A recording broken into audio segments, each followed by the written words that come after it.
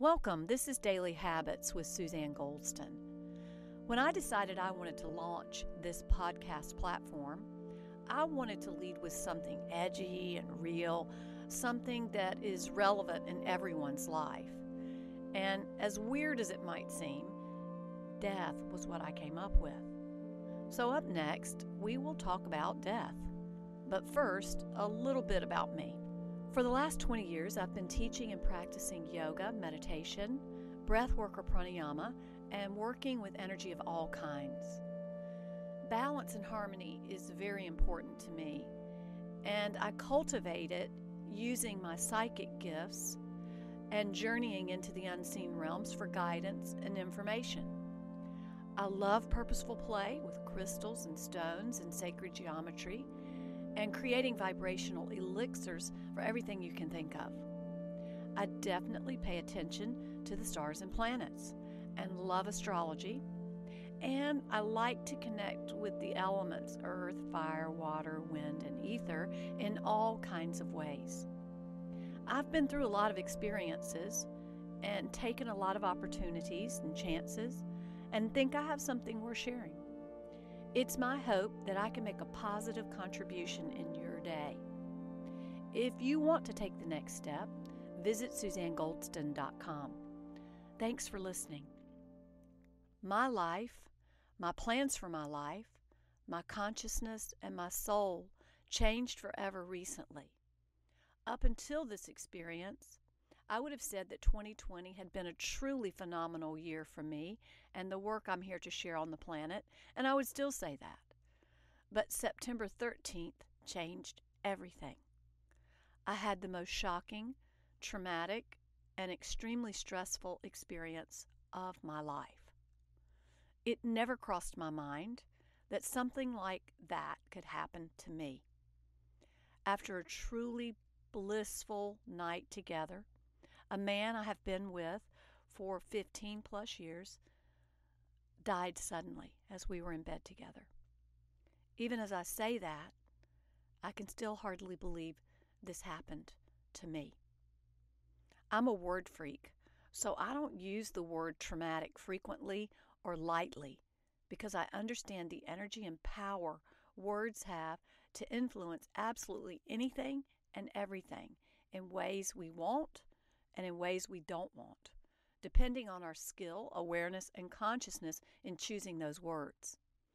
Nevertheless, trauma is most definitely the appropriate word for my experience. Of course, it's a deeply personal and private experience. But if I can, I want to use it to help other people because I know I'm not the only one to have an experience like this.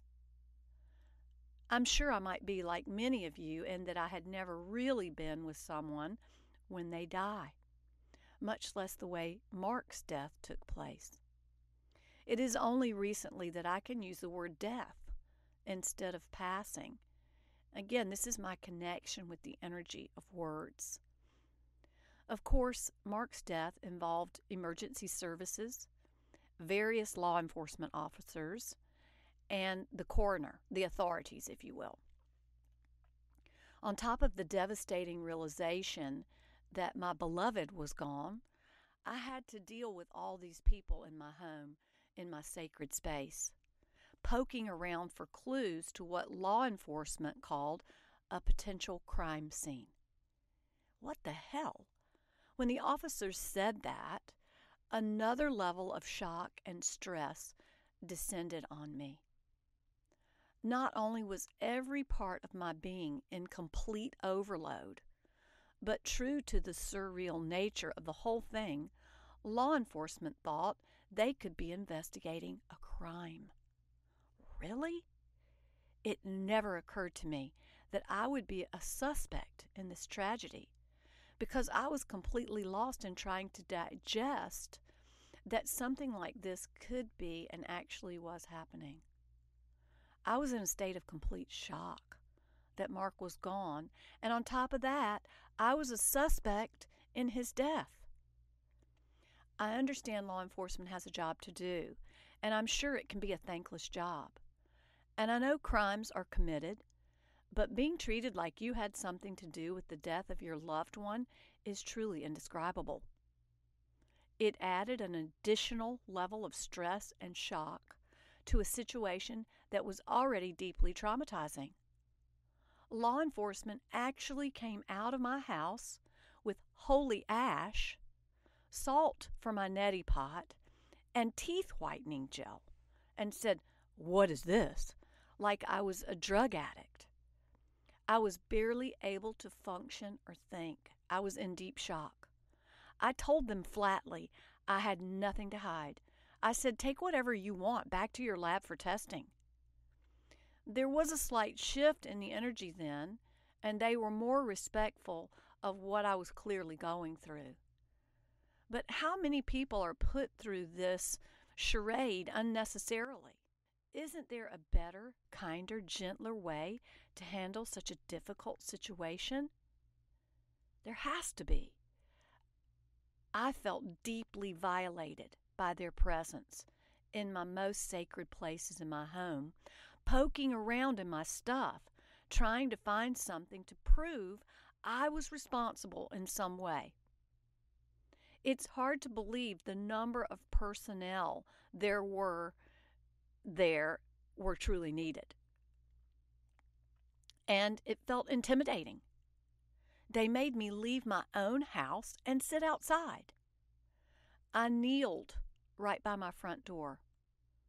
Everyone wanted me to go sit somewhere else, but I refused. I told them this had brought me to my knees, literally. I told everyone I was waiting right there until Mark's body was removed, that I wanted to stand in honor of who this man was in my life, and it was really one of the hardest things I've ever done, but it was what he deserved. As the stretcher passed me at the front door with his body on it, the reality of it all was inescapable.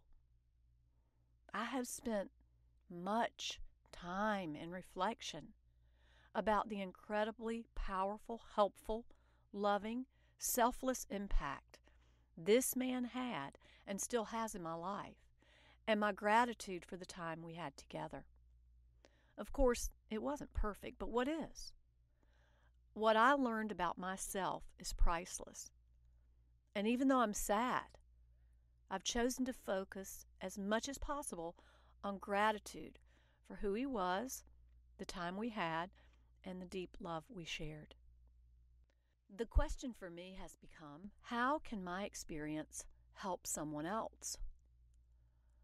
I know that my life experiences are my opportunities, my teachers, and if I look deep enough, I will find the soul growth that each experience is offering. And I am committed to soul growth. I know that is one of the primary purposes of my existence. Because of that commitment and that framework for my life experiences, the soul growth is always revealed. Most of the time it comes in pieces, and sometimes even years later, an insight drops in that was not apparent originally. So make a point of looking for the soul growth in every experience you have. It is there. It may be hidden, but you will find it if you sincerely want to and are willing to take a deep, honest look at yourself. My soul has grown in many ways from Mark's death. My conscious choice to take what could be considered a negative experience and turn it into something positive is a powerful skill and growth I am still working on, clearly. Also, how will you respond to situations you can't change? This is a question that was raised in an ayahuasca experience I had last year. Still, I am answering this question. And there's much more we will continue to explore. Also, it could be helpful to know what will happen if you call 911. Nothing will ever prepare you for an experience like that, and honestly, I was petrified to call 911 because I knew Mark didn't believe in our medical system and would never want extraordinary measures taken to save his life. A part of me also knew he was gone. So with utter fear and disbelief, I made that call, which means law enforcement is going to show up whether you called them or not. And let's face it, dealing with law enforcement is inherently stressful. What helped me the most was having my sons there to support me and be with me. It made all the difference having them there. Thank you for listening to Daily Habits today. I hope you received something that can make a difference in your life and will join me tomorrow as I continue to talk about this experience and the topic of death. Until then, be kind to others, the planet, and yourself. Namaste.